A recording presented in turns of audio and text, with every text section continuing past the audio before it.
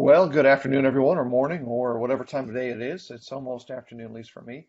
It's great to have Terry Francis here, and we're going to be taking some time to discuss the work that evangelists, preachers, ministers do. In particular, we're asking a fairly narrow-scoped question that ties really well into what we're typically about in this, work or broadcast, which is helping everyone both understand the work of a preacher, but also encouraging others who want to do the work.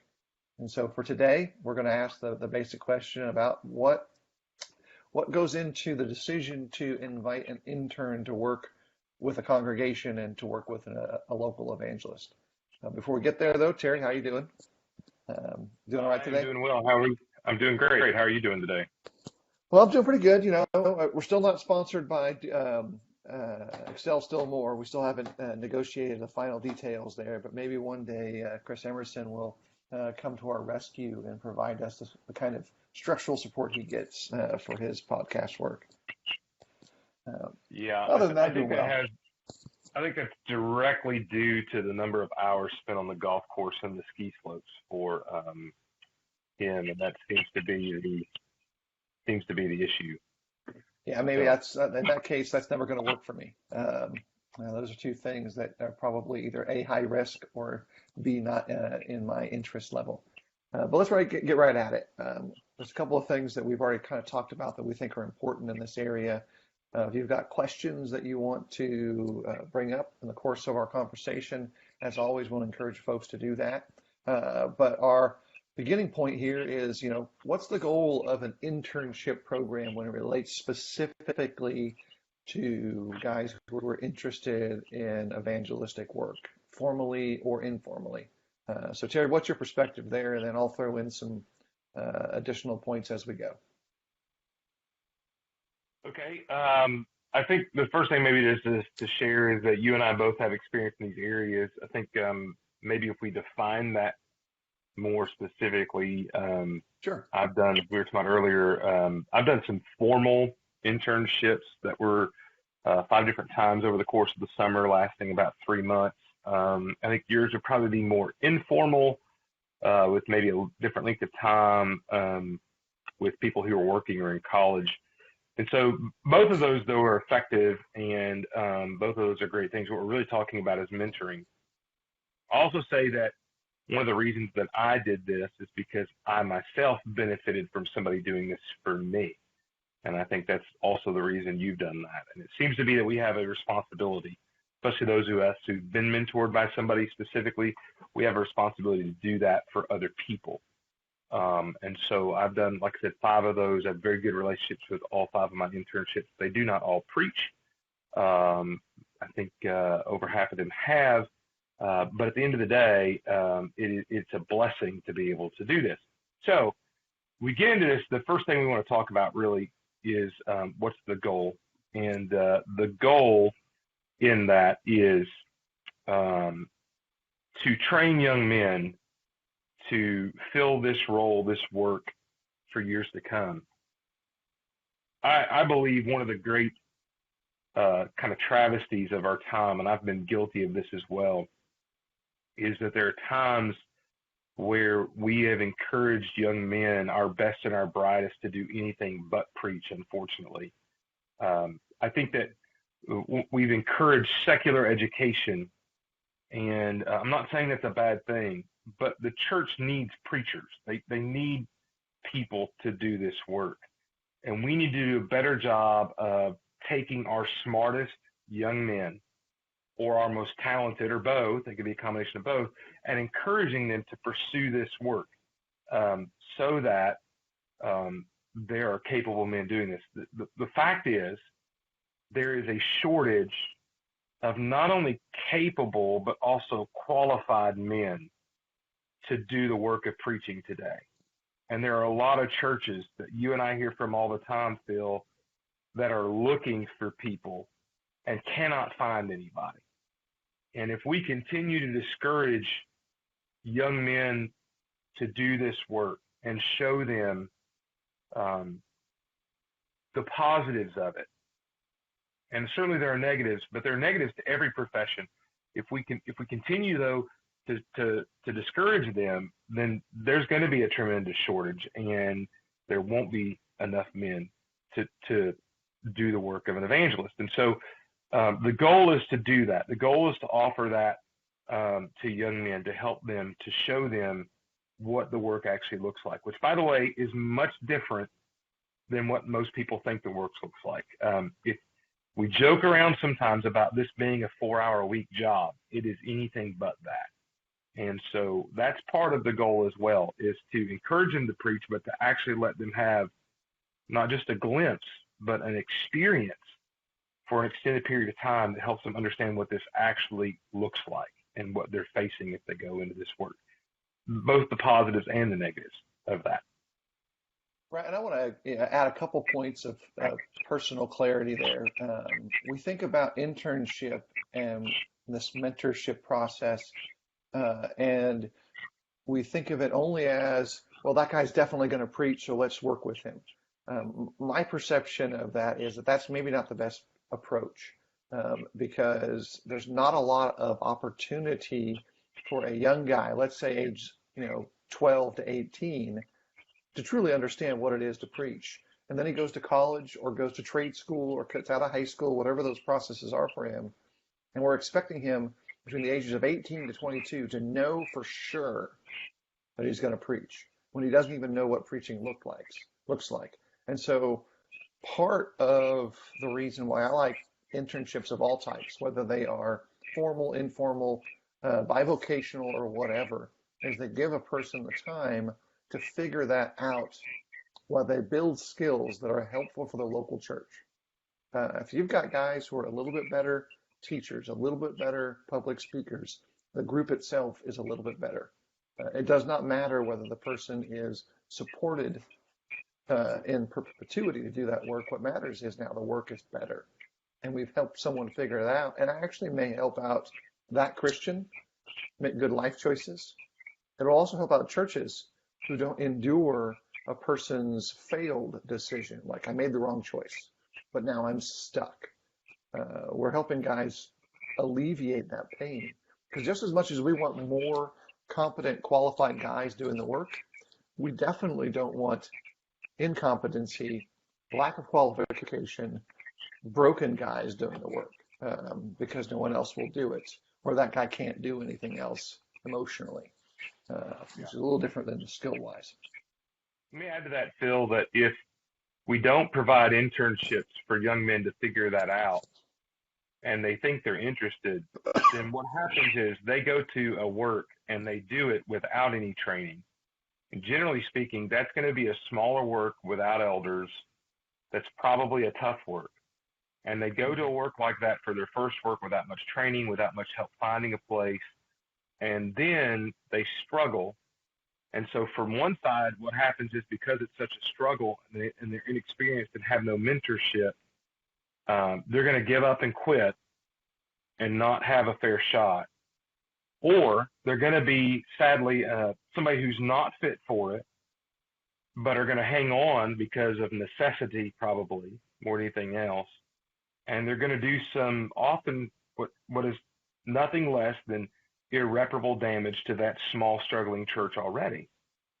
And so in order to protect them and in order to protect what could be their first work, if they didn't have any mentorship, this is the obvious process that needs to be in place. And to the guys that are looking at doing this, I will tell you that one of my approaches has always been that I think it is important for me to help a man understand he doesn't need to preach as it is for me to help a man understand that he can preach. Both of those, regardless of how that ends up at the end of the summer, both of those are successes of the internship. And you have to go into that with that knowledge. Now, I'll also add this, and I think you would be in agreement with this, Phil, that there's a big difference between me giving a 3-month summer internship to a guy in college and allowing him to make that decision versus me committing to a 1 or 2 year working internship that's much lengthier. Quite frankly, if I'm going to do that, that young man needs to know that's what he actually wants to do. And so I do think Right. that kind of gets into the process. Those processes are defined differently based on a lot of things. So I think it's important to kind of see that and to understand that is your goals. When you think about what your goal is, you have to define those goals based on the length of the internship and understand those goals, like the results of it. Your goal could be simply to help a man figure out if he wants to preach. And if he comes back to you at the end of the summer and goes, "Hey, I don't want to do this," you've still been successful and you've done a Yeah. great a benefit to the kingdom in the process. Yeah. And here's another approach to think through these things. What we're trying to do is kind of like this. When we're working with training people rescue skills, lifeguard skills, whitewater rescue skills, one of the comments that comes up is that, in essence, drowning doesn't look like drowning. They look totally calm at times because the struggle's already over. And so when you see a young guy in his first work and everything looks calm, it's very likely that he doesn't understand that he's drowning. He hasn't really processed that part yet and needs rescue just as much as any other edge of this. And what we're trying to do is prevent the drowning while we give them the skills to swim, because one day we hope them to become a rescuer. And I think there's some educational goals that have to be put in place there that says this is what I'm doing. Terry's done all the formal structured internships. Usually, I think are summer internships for you. My privilege of serving in that role was usually academic term length, and so we had some college guys in different places that said, "I want to preach one day." Okay, let's get together on a weekly basis. And usually, I would set a weekly schedule with a wide spectrum of goals, from study skills to sermon development to topical studies, and try to work with them. But part of the conversations were never just the workbook, never just the study session. It was, this is what the work actually looks like, and this is how it can shift over the years. So I think that's part of the goal setting process, is to understand where you're going to fit this internship structure into the development of a young man to preach. Is it first step, second step, last step before he kind of gets his own air underneath his wings, if you will?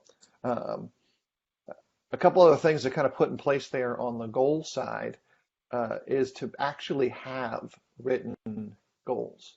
We've got a packet we shared in one of the links, and I'll probably drop it again in the comments. But when you sit down with someone, one of the first conversations that I've had with them was, what do you want to do? What do you want to learn? Yeah. Why are we doing this? And those are really important information gathering sessions. They can be done at the institutional level, elders, deacons, evangelists. They can be done on the one-on-one level. But if you don't write those down, you'll never really make a process to get there. Yeah, and Phil, that's my packet. The link is in our post here, the iPod link, and that gives a structure. And we'll get into the process. I do want people to know that that packet was given to every applicant before I interviewed them, so that they knew exactly what they were signing up for. And so as we get into this idea of what the process is, I think part of that process is clearly defining your goals, but clearly defining the process of how you're going to reach those goals, and clearly sharing those goals for whoever it is, for yourself as the one who's doing it, or for the person who may be coming in to do the internship. All of that's very, very important. And that doesn't mean that there's not room for flexibility, but that's the intention that you set out with. That's what you set out to do. And there are changes within those things based on their maturity, their ability, their experience, and there's some wiggle room. Like there's a book list back there. But if I bring a guy in for an internship and he's already read half those books, then we're gonna read other books. And by the way, if 2013, that book list would change. I'm just using that as an example. So it's just important to kind of think about that. And so I know one of the things we want to talk about before we get to that even more maybe is part of the process also in this transition maybe from goals to process is knowing when is the time to have an internship. And there's a lot of factors that go into that, I think. We talked about this kind of in our pre-broadcast meeting. There may be some reasons why it's not a good time for you to have an internship. Yeah. For instance, one of the things that I want to make very clear is An internship is a lot of work. Like, I think some guys think, well, hey, it's kind of like having a second preacher, and I'll have to preach half the time and maybe teach half the classes. But I can tell you that it's one of those deals where I don't know if you've ever said it's just easier to do this myself. When it comes to an internship, quite frankly, it was easier for me to just do that myself. Yeah. Because it's more than just preparing a lesson. It's also about all the other activities that go involved and all the extra study and all the other responsibilities. I'll admit to those guys who think about doing this, and I'm just going to be honest, there's an element of babysitting that goes into this as well. There's a part of this where you're responsible for that young man for the summer. Sometimes you have to have some conversations that aren't fun because as a mentor, you're not just mentoring them as a preacher, but also as an individual. And even with my best interns, I've had some conversations that deal with discipline and behavior because they're usually young and they don't understand some of those things and how they look. Those people who know me well, by the way, just chuckled that I would talk to somebody about discipline and behavior. But that's just how it goes. So if you have a lot going on with your family, if there's church issues, if maybe the leadership isn't quite where it needs to be, those are all reasons to not have an internship from that angle. Another reason, by the way, to not have an internship is you didn't find the right candidate. There have been times I did not do an internship that we had planned on it. Just didn't find the guy that I thought was the right fit for me and the right fit for where I was. Don't force that just because you've committed to an internship. So part of the process is knowing when to do this is what I'm saying. And I think there's a difference, by the way, between an informal and a formal in that. I may be willing to do something informally with somebody with no guarantee that they'll ever set foot in the pulpit. But when I have a formal agreement that you're going to preach X number of times, then that's a completely different story. Right. And some things that, we've talked about some of the negatives, positive things we sometimes think are the check off marks. Well, we can afford to do it. I want to suggest to you that that's great. But you're investing in it. It's not just we can afford to it. And so is this the investment we want to make? Maybe there's a different investment that would be better for the church. Secondly, just because you have elders, deacons, a preacher or two lying around, it doesn't mean that that's the work you want them doing. Maybe it's not their skill. Maybe it's not their talent to work with young guys yet. Maybe they'll do that later or at a different setting. Maybe the elders and deacons in the group don't necessarily have the budget of time available for them to dedicate it to that task of investing in a young man to make him better as an evangelist, as a teacher, as a preacher, because there's some process things that go in there where one guy really shouldn't do it all. He may, but he probably shouldn't because he's not necessarily great at everything. He's not going to have all the insight that you need. And so you got to kind of get everyone on board, call the troops together, divide up the pie in the healthiest way and say, this is what we're going to do. We expect you, such and such, to do this. And so it may mean that you work with a young guy over the course of that summer only 2 times. You're going to only spend maybe 4 or 5 hours with the guy in total. That's great. And that's a healthy setting where he gets the best of you for 4 or 5 hours. And so that's what he brings off of it is the best of you. And so that's part of the process things. And if anywhere in that goal setting opportunity where you reach a point where you go, we can't do this in this amount of time, or we can't do this because we don't have the skills, it's not a defeat. That's a success. And that happens well before you go talk to guys. One of the reasons I think Terry and I are talking about this is because typically between December and the end of May is usually when congregations and guys work out their summer plans. And so this is kind of the time frame, and usually between like now and the end of February, it seems historically summer internships kind of get settled in that time frame.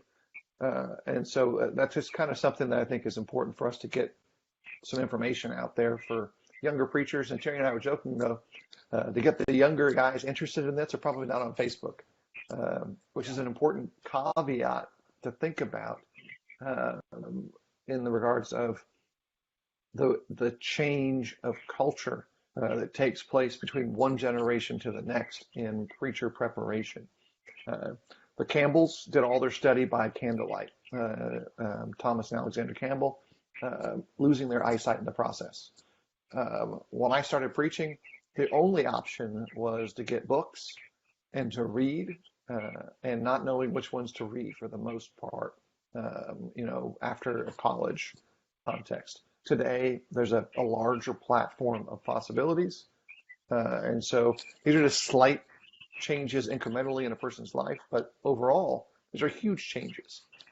And that's going to happen the next 20 years too. I have no idea what that's going to be like, no idea what that's going to look like. And so some of this process is kind of incorporating that unknown, if you will, for the future. Yeah. Let me add this. One of the things that we talked about too in this process is one of the things I'm going to encourage you to do if you're thinking about having an internship is at least know what your process is going to be. Yeah. I know situations where people have decided to have an internship and they've started interviewing guys, and when I ask them, well, what's it going to look like? Well, we haven't figured that out yet. If you've not figured out what your internship is going to look like and what it's going to include, then you don't need to be talking to somebody yet because it's not fair to them. You need to make sure that the process is clearly defined. By the way, that is different for different places. My process, if you look at the outline, is heavily structured. There's a heavy emphasis on time management. There's a heavy emphasis on discipline. And in that is intentional because what I have found in my own experience when I was that age is that that's probably what is missing in probably about 85% of young people today, just time management.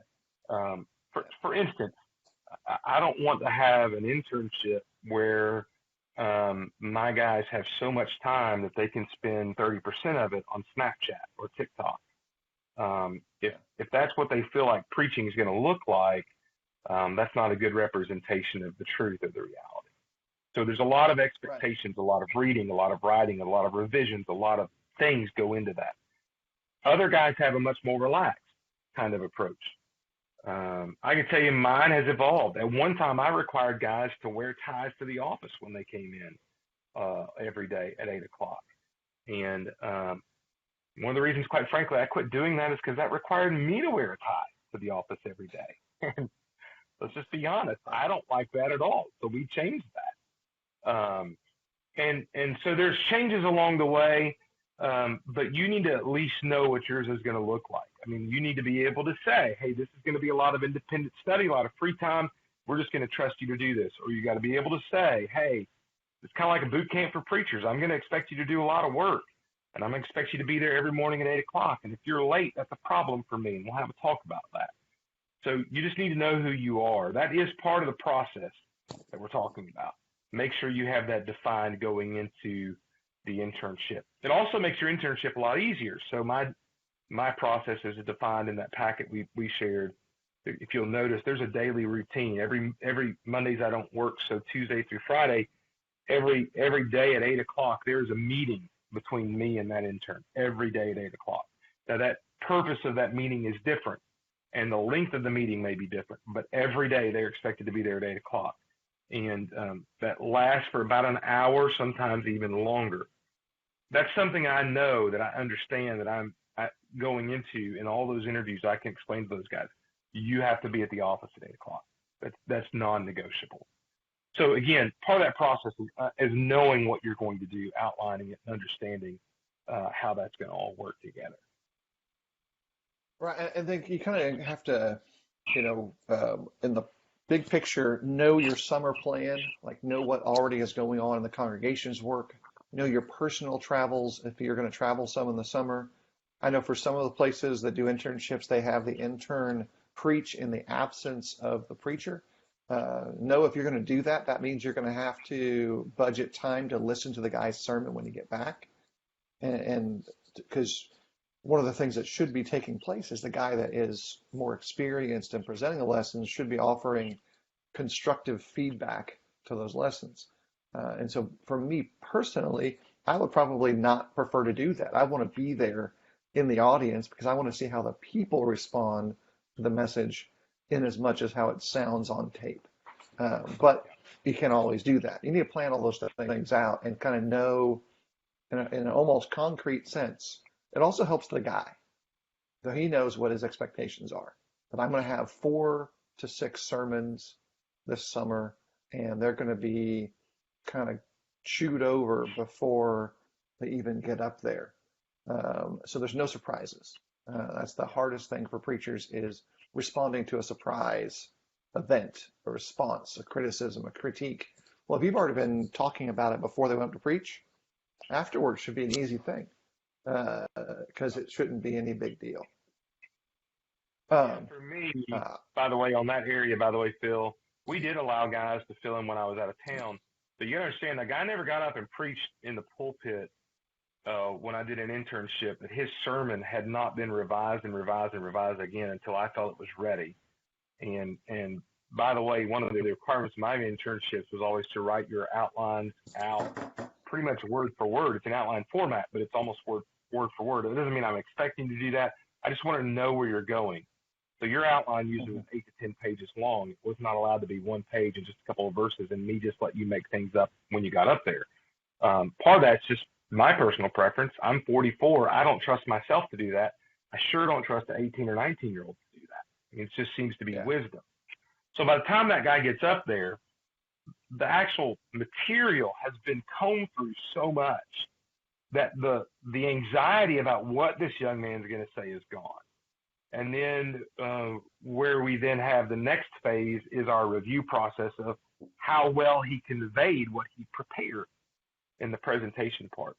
I'll tell you one of the things we started doing that was really great for me even was we started having members anonymously on paper. I gave them a review, and anonymously they would review those young men's sermons. And it was not as detailed as my evaluation. There's things like what was the thought, how well did they convey their thought? And it was amazing, number one, how well our members knew good preaching. They would say a lot of the things anonymously that I had planned to say. And so it showed the young man, hey, it was more than just Terry being mean or whatever you want to say about that. It also helped our members be a part of the process. And we included our members in 2 ways. One way was specifically that. The other way was we had a requirement in our process there that 2 nights a week, we actually had a calendar on a bulletin board for people to sign up, that 2 nights a week, that intern was going to eat with a family from the congregation, which developed social skills, but also made a bond and a connection to our members, to the intern, and helped him understand the importance of relationships within the local church. And I say all that to say part of the process needs to include more than just you as the older preacher. You need to include the entire membership as much as possible. And I think that's part of the process that often gets left out. Side benefits from that also, you have increased accountability, less alone time. For a single guy, alone time isn't just spiritually dangerous. It can be depressing at times, especially if they're coming out of an environment where they have a lot of friends, a lot of college connections, and they go to a town where they don't know anybody. So you're giving them the kind of encouragement that they need. These are all positive choices as well. One of the things we always encouraged, I did it publicly from the pulpit, but also privately, is that go talk to our elders, find out what their visitation schedule looks like, and ask to go with them. I wanted them to make the step of saying, I want to go with you. That's different from the elder coming to him and saying, you're coming with me. The young guy needed to become individually motivated. Then I can go back to those elders and say, hey, did so-and-so come to you?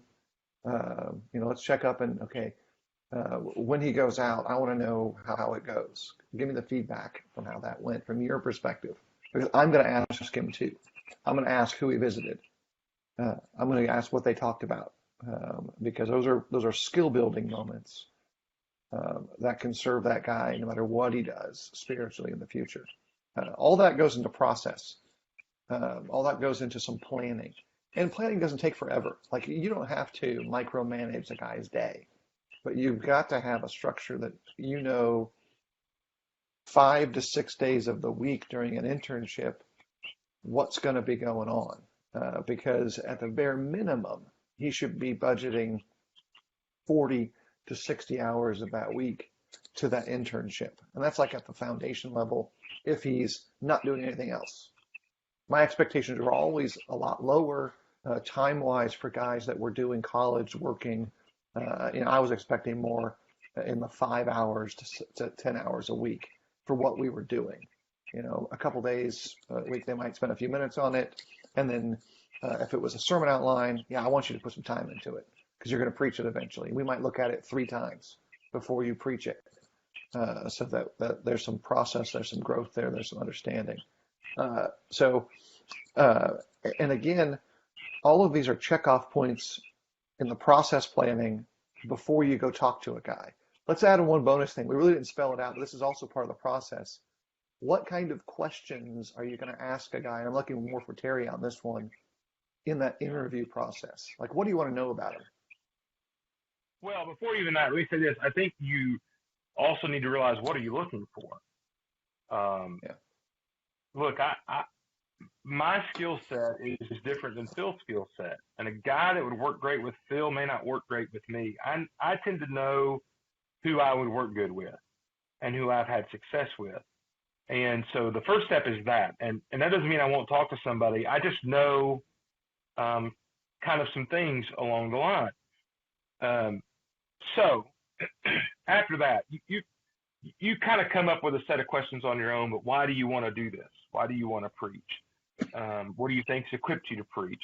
You got to ask the old classic strength and weaknesses question, even though I hated that question and everybody does. It is a good interview question, and you got to see what their response is to that. I've asked them questions about who's influenced them, who do they see as their mentors currently, and why. Just things like that. What's their experience? And by the way, I mean, I've interviewed guys who their experience is not much. I'll tell you, when I did my summer internship, I had preached one sermon 3 times, and that was the only thing I had done in a formal preaching setting. I'd done a lot of song leading, a lot of Wednesday night talks. I'd even taught Bible classes, but I'd only done one sermon 3 different times. I'd just not been provided that opportunity to do that very often. So just because a guy may not have been able to preach very much doesn't automatically eliminate him. But you ask those kind of questions about experience, about intentions. I ask about his family life. I want to know kind of some background to him, where he's from, what his background is. All of that's important, because I will tell you, one of the things you'll find out is you're not just mentoring this guy as a preacher. You end up mentoring him as a man in the process. I think all the preachers need to understand that. You become a huge male influence in that young man's life. For me specifically, my father died when I was 16. Wilson Adams, who did my internship, in many ways provided a father figure role for me at times, and a male leadership role that I needed at times. And that was something that he's been comfortable doing, by the way, but you just need to realize you go into that, and that's something that happens. So I ask those kind of questions. You kind of have to figure those out yourself. You certainly need to know, and I appreciate when a young man comes to me and I go, why do you want to do this internship? And he goes, well, I think I may want to preach, but I don't know for sure. And I want to use this to make that opportunity. I actually like that because he's being honest. He knows who he is. And he's saying, hey, here's the purpose for that, which is one of my admitted purposes. So I don't like canned answers. I don't like answers, by the way, where people are just saying what they think I want to hear. You ask questions that try to get them to share raw honesty so that you can find out what you're dealing with and what kind of young man he is. So that's kind of the direction I go in that interview, and it will change. A good interviewer will change the direction of his interview with the person based on the person being interviewed. And I've never interviewed 2 guys the same way or the same questions. And again, I always give that set of the packet we included, or the syllabus, however you want to call that. They've had that usually for weeks before I sit down and talk to them. So they know what they're looking at. And we can also have specific questions about those kind of things. Like, what have you read that's on the reading list already? And that's an important question, particularly for, if you do this formal internship, you'll have a guy who's worked with somebody else before. So you need to know what he's already done. And if I have a guy that's worked with somebody else, I'm going to ask him, what did he learn in that internship? that's going to be part of the process as well. So can't give you Yeah. specific questions, but there's some roundabout ideas. And at least on the more informal side, you're always asking the question like, okay, what really is your long-term goal? Like most of them did not have a stated purpose of I want to preach as a lifestyle slash work slash job. It was I'm in school, I want to serve the church better. Some who are now preaching full time came to me and said, I'm not doing well in my classes. Can you teach me how to study better, improve my study skills? And so these conversations kind of need to be open in that sense, and you build the ability tree, if you will, so that they can then have the skills to make that decision. Like, and sometimes they just don't know. They don't know what the answer to some of this stuff is because they haven't figured it out yet. They're in the age of 18 and 22. Young guys are still figuring out who they are going to be when they grow up. Even with the most determined people, that's still a basic truth. Yeah. So, By the way, two of the guys I've worked with, by the way, would fit in that category of not knowing, and neither one of them, I think one thought he did, but he didn't. But both of them, let me say this, both of them, I think will be elders one day, which is a great service to the kingdom as well. But both of them are tremendous Bible students. They're great Bible class teachers.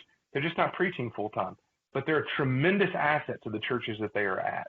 And so you realize going into this that you may not create or mold or shape a future preacher, but you're still having a tremendous kingdom impact in other places when those young men go somewhere else and work.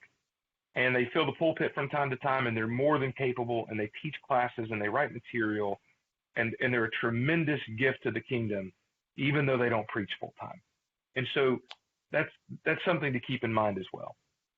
all right, let me say this as an aside before we get into our last point. Even if you're not doing this formally, or even in the more structured, informal capacity that I was doing, and still do, over the years, and probably will do in other ways in the future, these same principles take place whenever you're developing a young guy that's part of your local church. You're still going to have goals, you're still going to have process, you're still going to have plans. You might be doing it over 3 years versus 3 months. And so those are just kind of some of the things you want to kind of keep in that box of process questions. I think one of the things that's an important factor to think through is the what's next conversations. I remember in the process of leaving Bowling Green, Kentucky, to go figure out where I was going to preach, I made a lot of intentional conversations. They were like one of the few good choices I made in that process of reaching out to other preachers, talking to them about the interviews that I was going to, coming back afterwards and breaking down like this is what took place, this is how it happened. Some of that helped me figure out was I going to be a good fit there. And I think that's probably part of the planning stage as well. Like when this person goes back to school, what's next for them? When the person goes from working with you to what the next phase evangelistically looks like, that's another important stepping stone dialogue to have. And it should be planned as part of your process, that you kind of have a conversation that says, here's next, and we're here with you rather than you're off on your own. Did you guys, I haven't looked over your packet in detail yet. Did you include some of the what's next, if you will, for the guy individually in the planning side? Not necessarily the planning side, but that always is part of that. And I got to tell you, in the what's next for that guy, even the guys that went back to school and went to other internships, part of the what next was I played an important role in mentoring them to their first full-time work. That was part of the what's next. And I think there's an important thing to keep in mind is that when you take this on, it may only last a summer, but if that guy decides he's going to preach, that mentorship's going to continue for a long time. I mean, I had my first internship, and still will often answer the phone if I call him or if he calls me with, "Hey, boss." And that's just kind of what he's always said to me. But that was kind of like, "Hey, coach," it's a term of respect. So that's a lifetime commitment in the what's next. All my guys, I think, know that, and majority of them continue to call me for advice and for mentorship and for help, and specifically where they go next. Now, let me say this. I'm going to incorporate Alex's comment that we've not mentioned here, but he said it is good for preachers in smaller congregations to work with guys. This may give them a better idea of what they will be getting into the first work. Sometimes in the bigger, more well-oiled machine, the young guy gets the idea that it's like that everywhere. The reason I incorporate that, I think Alex is right. I think internships about knowing when you can do something has nothing to do with the size of the congregation, by the way. It has more to do with you personally, the ability financially to support it, and if it's a good environment. Size has nothing to do with that. I do think that there is sometimes on the what's next phase, I think there's a danger with some of these young guys, and I'm going to say this because I've run into this, that they've been in these larger congregations and internships for many, many years. They've done it 3 years over the course of their college career. When they get out of college, they go into a 1 or 2 year program. And then they start looking for a place to go to, and they can't find a place that's close to all of the larger places that they've been a part of. And quite frankly, they don't really want a part of that. Part of what's next is helping a young man have a realistic expectation about what his next move is. And often that is not going to be a third preacher arrangement under 18 elders with 500 members. That is very, of course, that's very rare, and that's why I use that as just to exaggerate. More than likely, that young guy is going to go to a church which fits the average demographics of churches across our country, which are less than 100 people and more than likely no elders. And let me say this about that for the young men who may be listening. There's nothing wrong with that. That's where I went. Phil has been there as well. There's a lot of benefit to smaller places. There's more time for personal study. You will grow tremendously. So part of what's next is having a realistic expectation. Part of what next also is, and I'm going to say this as well, and then I'll let Phil comment and maybe smooth this over. To say this to any young guys that may be speaking, we may do a different video for just young guys to listen to. There is a time to stop interning. That's a message that needs to be out there. Part of my program with Wilson, and that part that I carried over, is I had to interview a different preacher every week. And since I was in Nashville, I would go to lunch or breakfast. And I remember going to breakfast with Aud McKee. I was about my week 10 of my 13 weeks that had been promised. I stayed a little bit longer while I was looking for a place. But I asked him, what's next? What should I do next? Should I look for a year-long, 2-year internship? What should I do? And Aud said, you just need to get out and preach. You have a relationship with Wilson where if you need mentoring, you can, but you need to go preach. You need to go out there and do the work. That's how you'll grow. And that was probably the best piece of advice I was ever given. And so I didn't do multiple internships. I'm not saying there's anything wrong with that. I do think sometimes guys mistreat this as a summer job while they're in school. I think you need to be careful about that. But sometimes if you're a young guy and you've been through 3 summer programs and you've just graduated college and you think you want to preach, sometimes the best move for you is not to go to a 1 or 2 year internship. Sometimes the best move is not for you to go somewhere and be the second guy. Sometimes the best move is for you to go somewhere at one of those smaller groups of 75 to 100 people who hopefully have elders, who are still in a good area, who are not dying out, who just need somebody with energy to come work with them, and go and work with them and do the work. You will be blessed and they will too. Yeah. And so sometimes that's what the what's next is. It's not always been that for my guys, but majority of time, that's been what the what's next is for me. You need to go do the work as soon as possible. Don't get stuck in this repeated internship paralysis. Yeah. Get out there and do the work. And so part of that is the goal, and we need to get on the what's next. That's how we need to start pointing these guys, is to get out and do the work as much as possible. A little bit of a soapbox of mine, so I'll step off and let you comment on that. Well, I'll just add some numbers to the demographics Terry was talking about. In the United States, there's approximately 2,000 to 2,300 non-institutional churches, if we're going to use that nomenclature as to define things. Like, that's the rough aggregate number. Most of those churches are definitely going to be less than 100 people in attendance, and many of them are in the 50s. That means you're going to be doing two things. You're probably going to work with a church that doesn't have elders, and you're probably not going to be able to be fully supported by that same congregation. That means you have to build relationships with Christians in the area or in the country that are willing to invest in you financially to do the work. So the what's next is going to be determining how to do that. And so you're going to be talking about how do you build a report of your work to a congregation that may only know you through one or two people. You're going to build a process to continue to grow in absence of a direct mentorship relationship, where you have time to study, time to work. You're going to build standard practices that for me, I had to figure out on my own.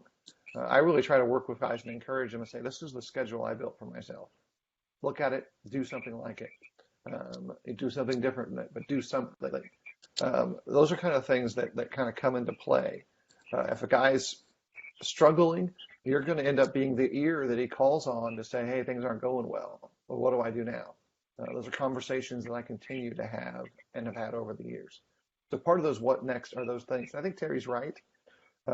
There's a time when you need to put away childish things. I think we joked that some guys approach internships and programs that are in different places basically as a backdoor dating process because they haven't found someone to marry yet. Yeah. The joke exists because in part there's a fear of that being a reality. For the most part, it's probably not. But I think it's important. One of the things Terry mentioned that I think would be a really wise component to include, no dating. Like 100%. None of that should be taking place in those 3 months that you're there for a lot of reasons. Let me That's not clarify your that, goal. by the way, Phil. That's not a you can't date anybody. Obviously, if you come in with a girlfriend, that's fine. You're not allowed to date anybody at the congregation that you are working with for the summer. You leave and you start dating somebody, that's fine. But you're not allowed to come into the congregation where I'm at as an intern and date anybody, because I've never seen that end well. So we just prevent that and say, hey, if that's a relationship worth pursuing, that'll be open for you when you leave here. And so that I just want to clarify and make sure people see that. Right. Those are focused responses to needs that exist on the table. Like, this is a need. We need this guy to be focused. We also need to not have disharmony in the local work, and emotional issues cause conflict. That's not necessary in that compressed time frame. Let's push it out. Like, if this is a great potential thing, good, great, work it out down the road. But in the compression of we've got a busy schedule and you're working with these people, let's keep our conduct above board. Let's make some application to those textual earmarks that Paul gave to Timothy on individual conduct amongst believers of all ages, where you treat them more like family rather than potential mates, if you will.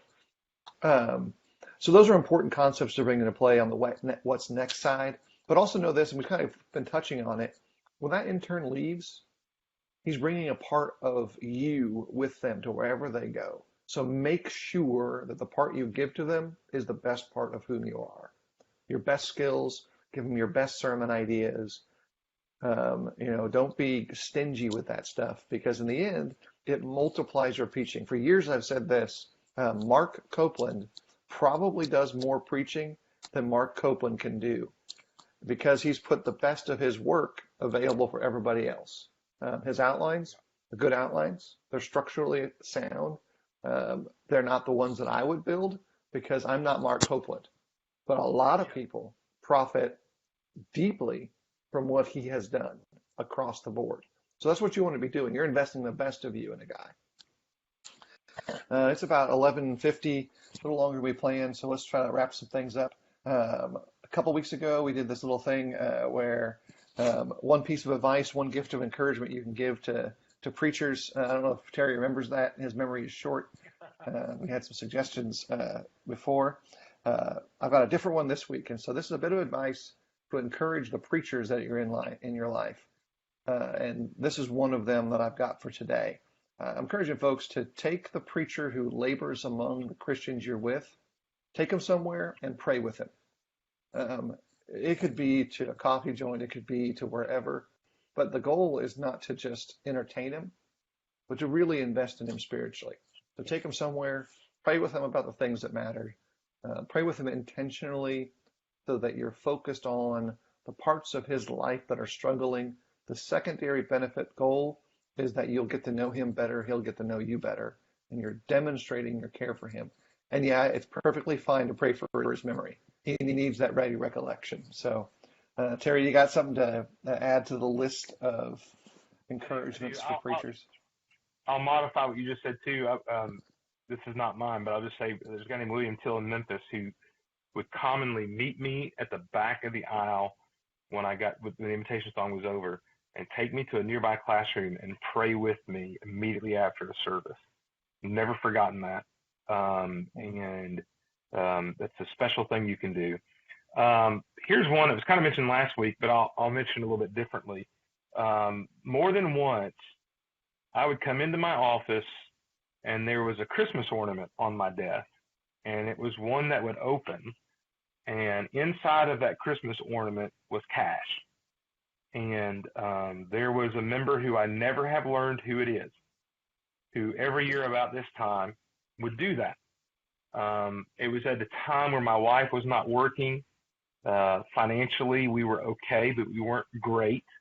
We didn't struggle, but that cash helped in a lot of ways during the holidays. The other thing that's interesting about that is I still have those ornaments. And so every time that we do our tree, there's this reminder of that gift of love that somebody gave us. And we kind of filter out our ornaments every year. We don't use some, and we get rid of some that are, older or not as nice or whatever. Those ornaments will never be given away because they're special. They are a token and a memory to me of the love that was extended to me at a time in my life that was very encouraging. So never underestimate something like that. Doesn't have to even be money. I've got a book that was put together by a church where they all wrote individual letters when I left. And sometimes I'll go back and read those to remind myself why I decided to do this. We've gotten a blanket before that was signed by people. Those kind of tokens of memories that will help a guy remember. Those are especially something that's tender and dear to my heart. So I'd encourage you to find a way to do that in some way. All right, everybody, that's it for our conversation today. Well, thank everyone for joining in, all your comments, your questions, the stuff you send to us privately. We'll have at least one more in the December months, maybe two more in the December months where we'll get together and we'll talk about the work that evangelists do. And then we'll look forward to the new year and new adventures together. Terry, you have a great day. Everyone else, hope you're doing well. You get the last shout out, Terry. Hey, thanks for joining us. If you have any questions, just send us a message. Peace out.